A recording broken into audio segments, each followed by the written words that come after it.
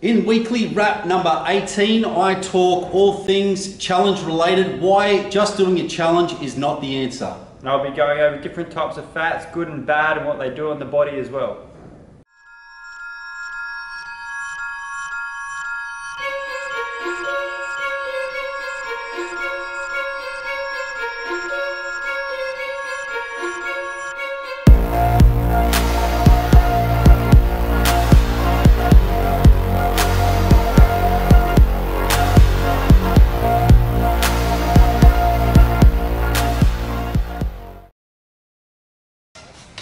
Weekly wrap number 18. I'm Adam Bryant, this is Jake Haybeck, and I will be talking why just doing a challenge is not the answer. And Jake?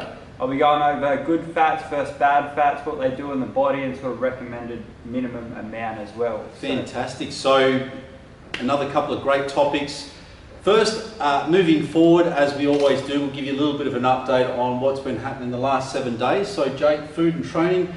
He just jumped on the scales before and he's pretty much the heaviest he's ever been. So as he's growing, I'm dropping, and so it's definitely a mental battle. Even this morning, I actually said to Jared, I trained this morning nice and early, and yeah, sometimes you just, in this period, Jake knows all about it through prep, is just your mind starts playing tricks on you because your clothes start being a bit loose as well. And here's Jake, oh yeah, you know, I'm the heaviest on his squat, busting out unbelievable leg sessions at the moment, and I'm just, you know, I'm snapping half doing some of that sort of stuff. So no, this week we've had a break from training with each other for a little bit. I've just had a lot of study on, so I've just been training sort of midday, afternoonish compared to 5 o'clock in the morning, otherwise I'm just screwed for the entire day. So I've just been isolating muscle groups instead of doing sort of full upper body workouts that we've been doing. So chest Monday, of course, just absolutely smashed. Chest on Monday? Yeah, I know, weird, hey? I'm just super sore because I haven't done just chest for an hour and a half, 2 hours by itself in so long. And they're still just hanging. And then legs, same again, just quad dominant this time, and then I'll do hamstring dominant tomorrow because they're big sessions, and yeah, can barely walk. So that's been my training, so it's been pretty good. And then yeah, nutrition's on point this week. What's your macro? Is that still the same? 480 carbs. 480? Oh, sorry, 380. Oh, yeah, 380. Yep, good. 230 protein, so that's gone up 10 grams since the last spoke with you, and 80 fats. 80 fats, cool. So good high food. Feeling good? Yep, feeling great. Yeah, obviously that's probably the most you've been eating consistently on a regular basis, and it's obviously shown. Being in a calorie surplus, and you know, results speak for itself. You've just got to give the body time. It's been a long time in the process, creeping things up, especially after your first comp time. I think that definitely scarred you for the first first bit. But only difference this week is probably a bit more volume with fibre after last week's topic. Yes, really good. Yeah. How you feeling? Better? Yeah, good. More satious? Really good. Yeah. Cool. Food and training. I actually had 9 days of a diet break, and I know we mentioned this on weekly wrap 17, but all my carbs got bumped up to around the 450 mark. I was feeling real. Jake saw me about 3 days there where I was just flat as a pancake on 375 rations, 375 carbs, but it is low for me. So diet break basically helped me reset as far as the metabolism, just replenishing glycogen stores, and just recharging the batteries that little bit more from an 8-week diet period, which was everything was spot on. Felt so much better, training was great, adductors feeling so much better as well, so all things positive moving forward. I hadn't put on any weight from jumping from 375 carbs to 450 in 9 days, which is great. I'm finding, the body's changing every day regardless of my actual weight as such, and training's been good. I can't complain for the last 7 days. I know before we filmed the last weekly wrap that I was going to have my posing session with Mike D.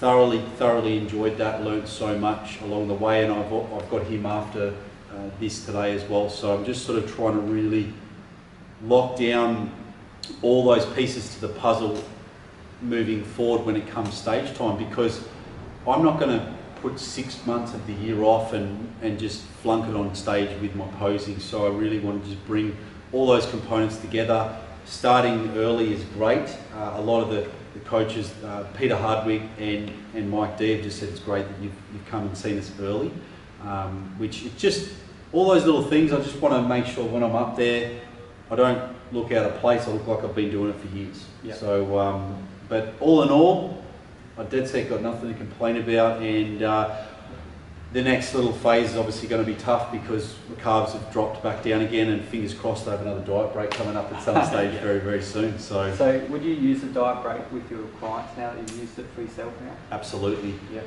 I just think after, and this is obviously something we're going to go in with the topic, but after a long periods of dieting, the body it has your best interest at heart to keep you alive.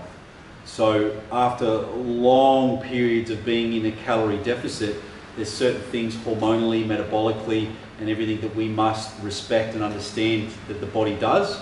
So diet breaks can actually help you come out of any sort of plateaus, but just give the body a rest from dieting for a certain period, and help with that next level as far as just keeping the momentum moving forward. So yeah. I found nothing but positive benefits from it, and not only that, I think stress on the body, and not only that, mentally as well, knowing that you get that diet break, you end up training harder, you relax a bit more. I think it's really good. So plenty of benefits. Oh, sounds good. So do you want to touch on your? Yeah, let's go into.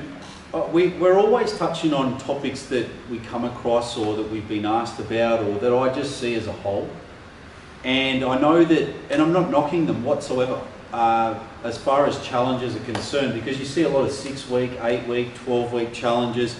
I think now it might be time that people start calling them something different, because if I see another challenge again, it's been beaten to a pulp. But I first of all want to talk about the positive benefits of doing a challenge, because a challenge, not only you get that community feel within, whether it's a gym or an outdoor facility or whether it's a personal trainer doing a group session, is that you get the communal push. You get other people who are on the same path as you. There's nothing, it's like having a training partner, but multiple training partners. It's just really good knowing that you've got that group of people. You don't want to let them down. You get in, you've got your certain scheduled times, and you get in and do it. So the whole idea of that as well, and whether it be 6, 8 or 12 weeks, is to ingrain the habitual pattern of training, food, lifestyle, integrating it in there so that you've developed these habits over a certain period of time to set you up for what's to come. Because people think that that's the end. Okay, wow, it's all, 6, 12 weeks, whatever it may be, it's all just magically going to happen, and I'm going to have this amazing body and I'm going to be able to keep it for good. And this is where obviously the post-challenge care, and something I'm really passionate about, because I see so many people falling to pieces after they've done something like this. And obviously, to the extreme on the bodybuilding stage, or women and men dieting for long periods, and you see the post-comp rebound. This also happens when the general pop have got things like challenges that they're doing where unfortunately they fall off the wagon after that time period. So I think nothing but positivity when it comes to participating in a challenge, but unfortunately people really come or tend to fall apart lifestyle related, because there's that goal, they're lost in limbo.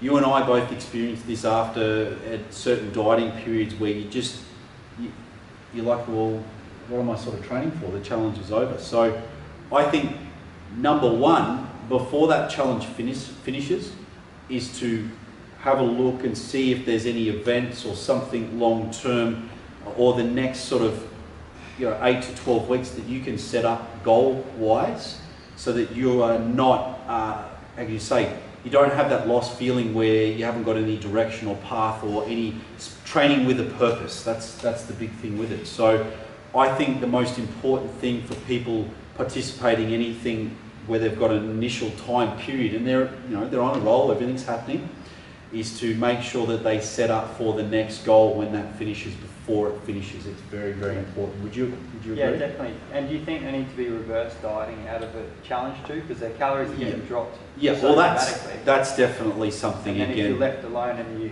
go on binge, you're just gonna... Yeah, that's definitely something I'm about to touch on with it, but 100% agree with it. I just think the number one before looking at any food, lifestyle, training, is to have a next goal in mind and have yourself set up, because there is nothing worse than when you finish and you're not training with a purpose. You've got nothing to train for. It might be something simple as a get together, a Christmas party, a wedding, whatever it is. Pool party. Pool party, festival, whatever it may be. You've got to set that next goal, and I think that's really, really important. So moving on to where Jake was going with things as well, is I just wanted to explain what happens to the body when you diet. The biggest thing you've got to understand, like I said before, when you are in calorie deficit, and people say, oh no, but it's calories in, calories out. Yes, initially it is, but that baseline, as far as your body's metabolism or metabolic rate, which is the amount of calories your body burns to keep the lights on, that shifts. That shifts a lot, whether you're in a calorie surplus or whether you're in a calorie deficit. That baseline shifts because in the end of the day, if you are in a calorie surplus and your body's running on all 8 cylinders quickly, it knows that survival is the key. So it actually learns to run more effectively and more efficiently. Digestion, your ability to burn calories through exercise, it just, body's day-to-day functioning as a whole. Your body's calorie burning abilities become more efficient and you run on less petrol. This baseline shifts and starts to lower the longer you are in a diet phase. Again, there's many studies to prove this, but especially in the first few weeks of dieting, your metabolism starts to plummet.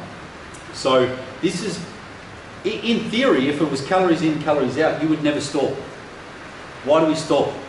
It's because the body's survival mechanisms kick into place to adapt and cater for the calorie deficit that you've provided. So one, you've got to take into account our metabolism, or our body's calorie burning abilities start to decrease, and we actually become more efficient and don't burn as many calories in the day-to-day functioning of our body. The other thing too, hunger hormones, leptin and ghrelin come into play as well, and this is obviously with the decrease of fat cells.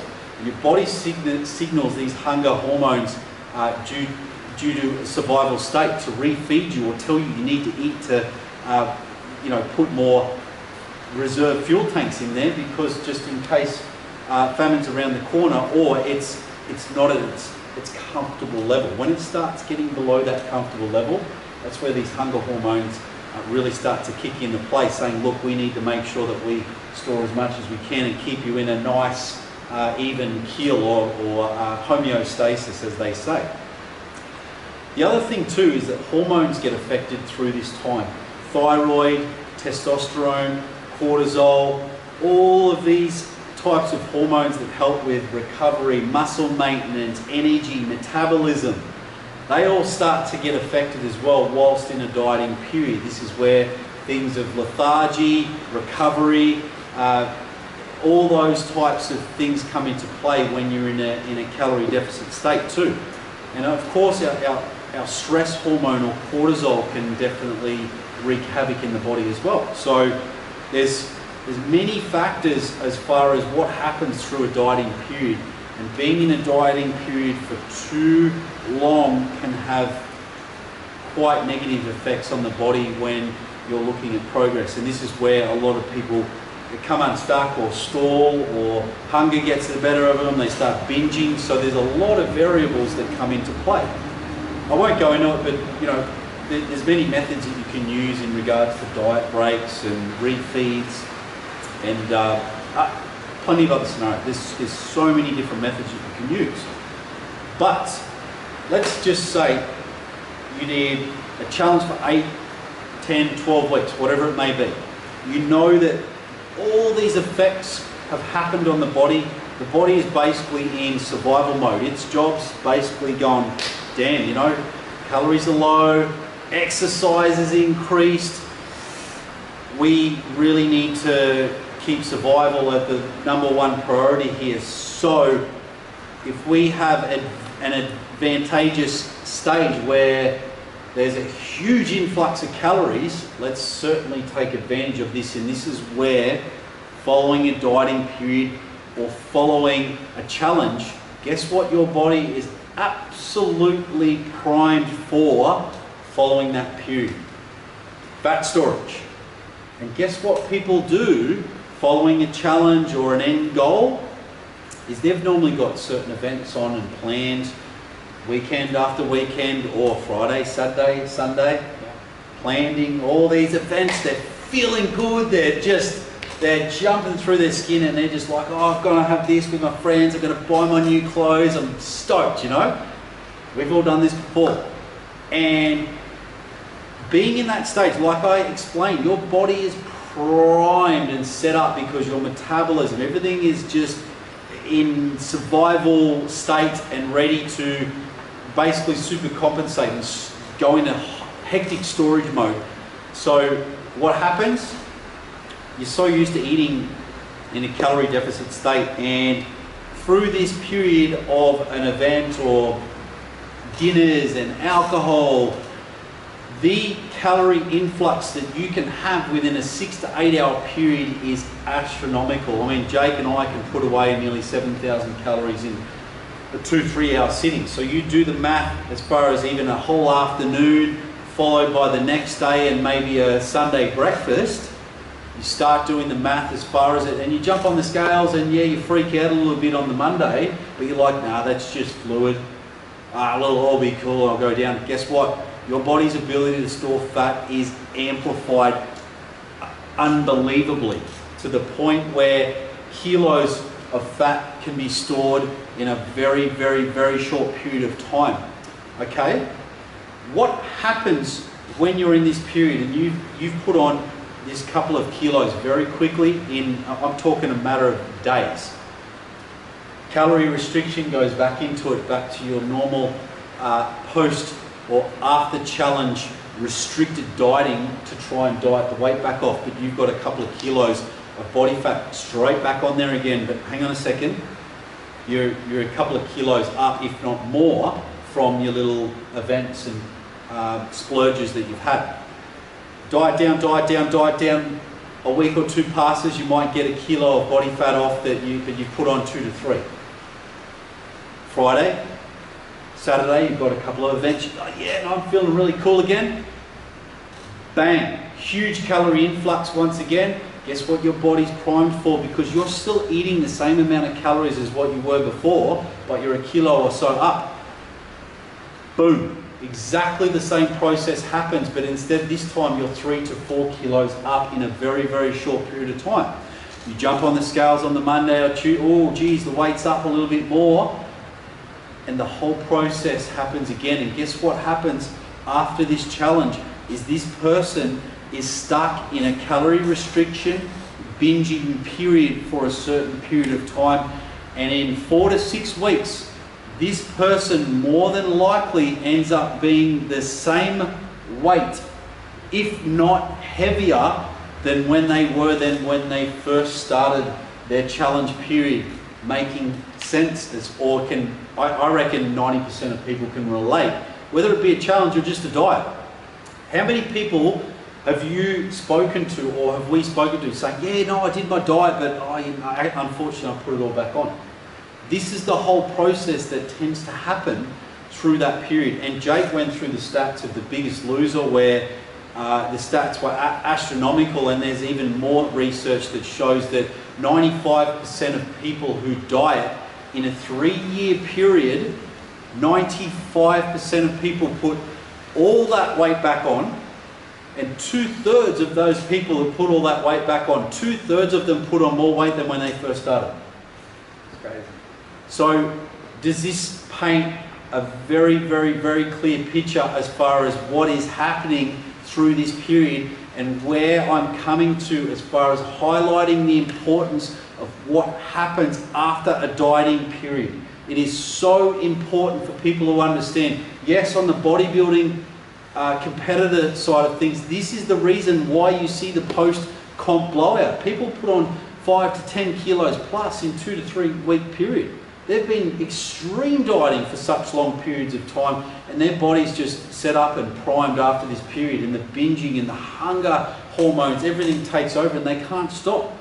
But understanding this to a better extent will help you understand what protocols need to be put into place through this period. You've got a couple of strategies that normally can be put in this period as well. Protein is that one macro that sort of doesn't shift in the whole calorie restriction and surplus period. Yes, definitely for hunger reasons and feeling satious, you can bump your protein levels up at certain periods, whether it be in a surplus or a deficit. But carbohydrates and fat, this is where, following a dieting period, this needs to be crept up slowly over a period of time.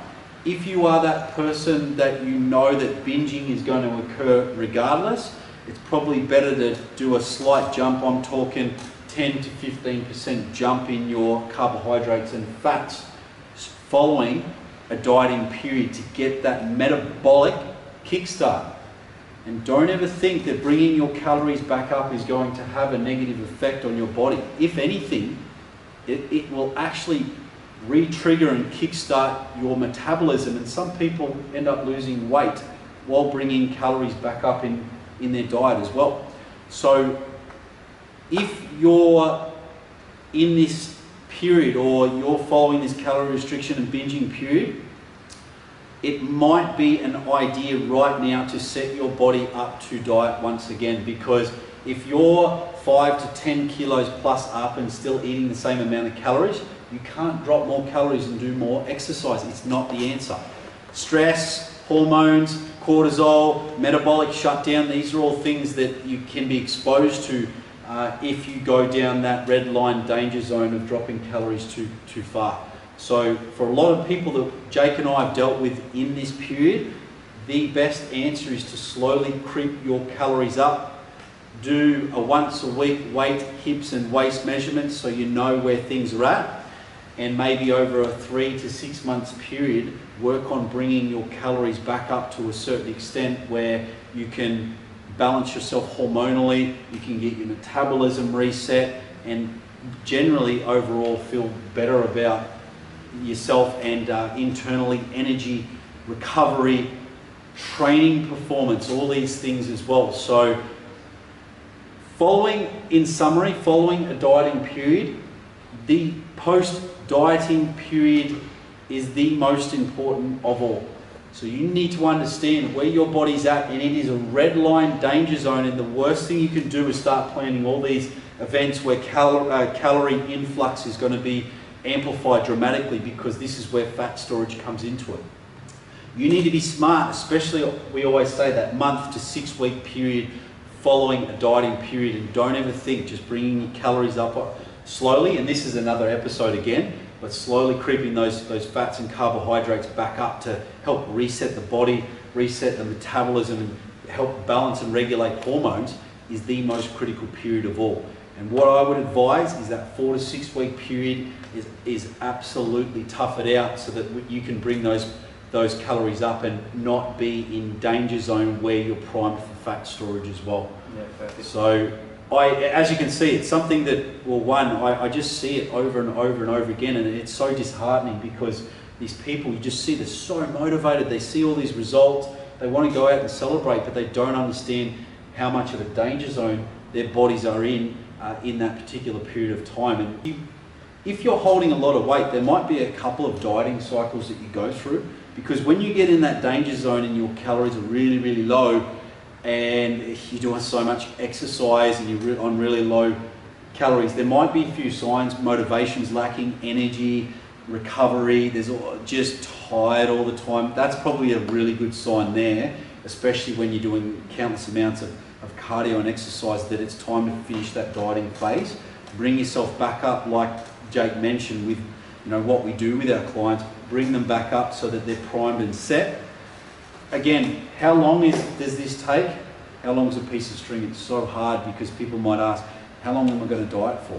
how long am I in a reverse diet for, or a recovery diet, or a metabolic building phase? How long? It depends. It depends, because then also what happens is, how far do you bump your calories up? There is a sort of threshold that when you bring them up, you'll find with clients or even yourself that you find that you get no change in hips and waist and everything's feeling good, but then you just might be 5 or 10 grams up, bang, just the weight starts. So you know there's a certain little threshold there, and each time you diet, you might be able to bring those calories back up again, but it's a great cycling period that you can use. And then, hey, when you're at a place where you're like, you know what, I'm really happy with my body fat and I'm comfortable with the way I look and I really want to keep and maintain this, this is when then you need to find a balance between cardio and exercise and weights and food intake of what you can adhere to and maintain, which doesn't seem like a chore. So that's a little balancing act there. But my answer to that as well is that when you walk in and you go, no, I'm happy. Yeah, it never happens. You always want to better yourself. So yeah, that's a cool one, like Jake pointed out in relation to the whole reverse dieting period, bringing the calories back up, and it's a whole process. And a lot of the guys and girls we've worked with for a long time now, and they're in a stage where they're like, okay, I want to work on here, I want to grow a bit, or I just want to cut for a bit, or it's easy. It's really, really easy. So that's. I think the problem is they don't teach you that in the PC course. They teach you calories in, calories out. Yeah, and you got to think like calories in, calories out, 500 calorie deficit, as they say in the books. If you do that 3 times, you're on 0 calories. So it doesn't work that way. Like the shift in your metabolic baseline changes. You can do all the calculations on those internet calculators, but diet history, training history, all these things, current food intake, there is so many variables that come into place, and there is no blanket solution. Everybody is different. So, you know, and that's where obviously Jake and I, the first thing we ask for is around 7 days of food intake of what they're eating currently, so that we can get a good gauge of where the sort of metabolic baseline is at to maintain their weight at that point in time. More often than not, it is just shit is hitting the fan left, right and centre. It's all over the place. So the body then first likes consistency. But it's a very, very cool topic, because that pretty much sums up 99.9% of people's experiences through dieting and what we're currently dealing with the majority of people. And it's not, you never think, oh, I'm getting too old or I can't shift the weight. It's this exact process or continual dieting and falling off the wagon that makes things harder for you to shift the weight. So, yeah, cool. Oh, awesome. Well covered. There we go. So yeah, we'll touch on fats now. Yeah. Yeah. So what do you want at the moment, just fats wise, just to get a gauge of fats in a calorie deficit now? I'm on about 70 grams. I was up around that 100 gram mark in a surplus. Yeah. And that's something I think following this dieting period that I'm going to sort of push the boundaries a little bit more too. I really want to sort of see what fat intake that I can sort of get to as well, and being able to slip some bacon and eggs in there as well, which would be great. Yeah, cool. So I'm on 80 grams, and it doesn't sound as much when you compare it to carbs and protein, and it's mainly because there's 9 calories per gram of fat comparing to 4 calories per gram of carb and protein. Yeah. So that's why it seems a little bit lower than everything else. Yeah. But that is quite high in calories, really, when you times that by 9. So yeah, we want to stick to, usually aim for sort of minimum 20% of calorie intake for fats. And the reasons, from experience, I got to experience this the hard way, figuring out why fats are so important through comp prep. Some days having 0 fat days, and I can tell you the effects are brain clarity is gone, it's just super hard to function, hormone levels are changing, just everything like that. So yeah, the packet just doesn't. it doesn't work.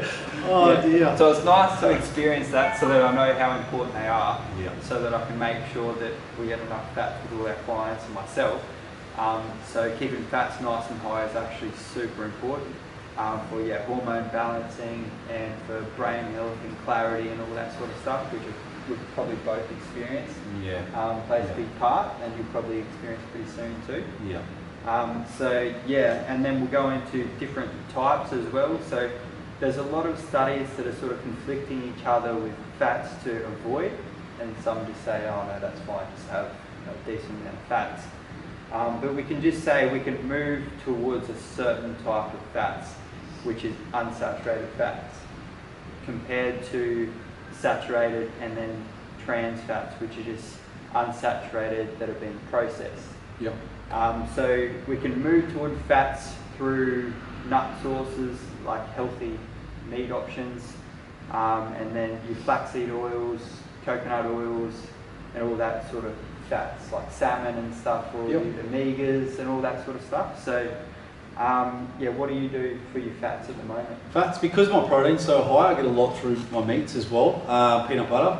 Yep. I do that. I also take a high strength omega-3, which on the back you need to look at your EPA, DHA levels. You know, a lot of omega-3 supplements, they get these capsules which are the size of your head, and they say it's a high omega ratio. So just watch for that. But what you need is, when you're looking at the back, when you're looking at like omega-3 fish oils, etc., is a high EPA, DHA ratio, because they're the goodies that you're looking for within your fish oils, that they're not doing the job. Brain function, hormones, clarity, joints, anti-inflammatory. Yep. So have a lot of really good benefits on the body as well. Yeah, cool. So peanut butter, your capsules, and you're using hummus. Yeah, hummus. There's like Udo's Choice Oil, which was a good blend of 3, 6 and 9. So there's a lot of ways you can get some good quality fats through there. I used to be an almond specialist. Just don't take the bag with you. And I used to, the problem is that once I started, I think it was hummus and Brazil nuts. I used to eat the whole bag. So just take the allocated amount with you for the day. Yeah. So you bump your calories up. Massively. Yeah. So that's why you'll be careful. Yeah. So mine's coconut oil when I'm cooking now. Yeah. And then I'm doing cashews with tuna and stuff, and then occasionally I'll pop in salmon. Yep. So definitely being conscious of what sorts of fats I'm getting and making sure I'm getting a variety as well. Yeah. If you're having a blowout though, like, because a lot of people struggle to get their fats down to where they've been allocated, is red meat's got a lot of high fat, and salmon, etc., got a lot of high fat content naturally. So that's where you look at like white fish, with chicken, eggs, you know, all those sorts of egg whites. To look at other options to keep your fat levels down with your meats as well. Yeah, cool. Yep. Awesome. So basically keeping 20% of our calories at good healthy fats. I'm at 80 out of sort of 4,000. Yeah, you're up there now. Yeah. So I like, as Jake said, I agree with him too. Is that like 20% bare minimum? Don't, like, that's danger zone when you're going under that. A lot of competitors, they will start going down that danger road only for a short period of time, because of the thing too, the effects on the body hormonally. You need your fats for hormone production, and if you don't get enough, well, bye-bye hormones as far as that's concerned. And you need those for every bodily process, and for growth, repair and recovery, general well-being, sex drive. You know, there's so many functions that you need to have a balanced hormonal profile. But you know, that 25 to 30% when you're eating a well-balanced diet is definitely recommended. But don't, if you're in a deficit, you don't want to go under that 20% mark for too long at all. So yeah, and we definitely speak from experience, because side effects are not good as far as just general feeling and well-being, and And then in terms of energy and how you actually feel, if you were just on fats or higher fats compared to carbs, I've found that you have just more consistent level of energy, no sort of crashes and stuff through the day. Yeah. Have you found that as well, or have you tried a high fat diet? Oh, absolutely. Like, before that, I think I've tried everything pretty much, but you know, reducing fats altogether, that's dangerous as a whole. But I find when my fats are higher and balanced is that having fats with a meal they help delay what's called gastric emptying. So when you have a meal that's low in fat and even low in fibre, it feels like it hasn't even, you feel like you eat it and you feel like you haven't even eaten. So fats are a really good way too for satiety and those feelings of fullness. So it actually helps sort of drip feed your body along with fibre when you're having a meal to keep you full and satisfied as well. So a higher fat diet, I think those feelings of hunger tend to dissipate a lot more, which is very, very important through a dieting period as well. Yeah, absolutely. Yeah. So what are your plans this week with training and stuff? You got a new plan? Got a new training plan. Plans for survival. It's going to be hard. I've got a refeed day again on Sunday, but yeah, your break stops today? Break stopped yesterday, so I'm back down to 275 carbs. Very, very happy with. 375. 375. Yeah, not 275. That's danger zone there. Just survival. Keep an eye on it mentally. I think budgeting energy is a really important one. That's why I'm really liking early morning training. And you know, Jake's had other things going on. It's been hard for him getting up early, but for me at the moment, it's my time where I know that I've just got that hour and a half window of going for it.